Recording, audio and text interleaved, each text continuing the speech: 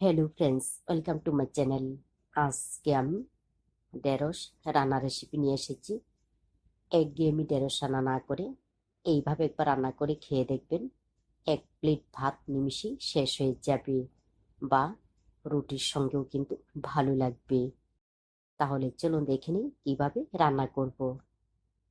তো প্রথমে gas on করে কড়াই গরম করে নেওয়ার পর দিয়ে দিচ্ছি সর্ষের তেল। তেল ভালোভাবে গরম হয়ে গেলে দিয়ে দিলাম সে একটা শুকনো লঙ্কা, কালো জিরা ফোড়ন। সর্ষের তেল দিয়ে রান্নাটা করবেন। কয়েক সেকেন্ড ফোড়নগুলিকে ভেজে নেওয়ার পর দিয়ে দেব ছোট ছোট টুকরো করে কেটে নেওয়া পেঁয়াজ।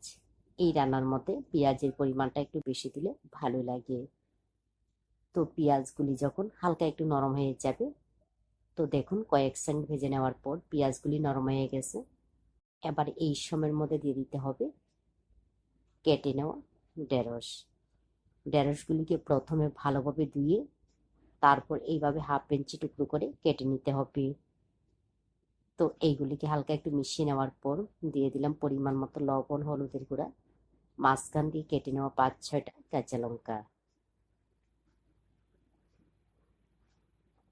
এইগুলিকে আবারও মিশিয়ে নেওয়ার পর কম আঁচে ঢাকনা দিয়ে ভেজে নেব। তো ভিডিওটা দেখতে থাকো, না হলে কিন্তু বুঝতে পারবে না এর মধ্যে আমি আর কি কি ব্যবহার করব।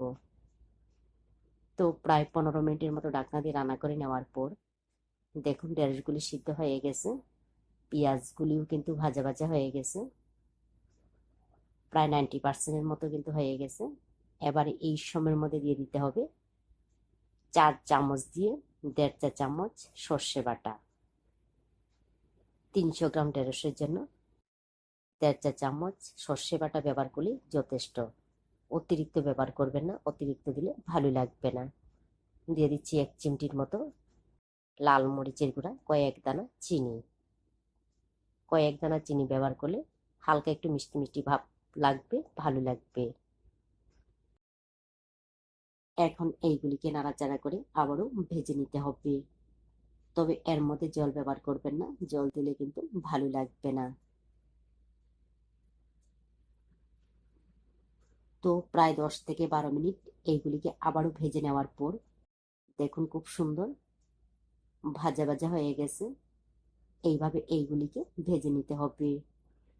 আর আমি আবারও বলছি, 300 গ্রাম ঢেঁড়সের জন্য 1.5 চা চামচ সর্ষে বাটা ব্যবহার করলে যথেষ্ট। অতিরিক্ত ব্যবহার করলে ভালো লাগবে না। তো এইভাবে ঢেঁড়স রান্না করে ভাত, রুটি দুইটার সঙ্গে খেয়ে দেখবেন ভালো লাগে। ভালো লাগলে অবশ্যই লাইক, শেয়ার এবং সাবস্ক্রাইব করবেন। আপনারা ভালো থাকবেন, সুস্থ থাকবেন, আর আমার নিত্য নতুন ভিডিও দেখবেন।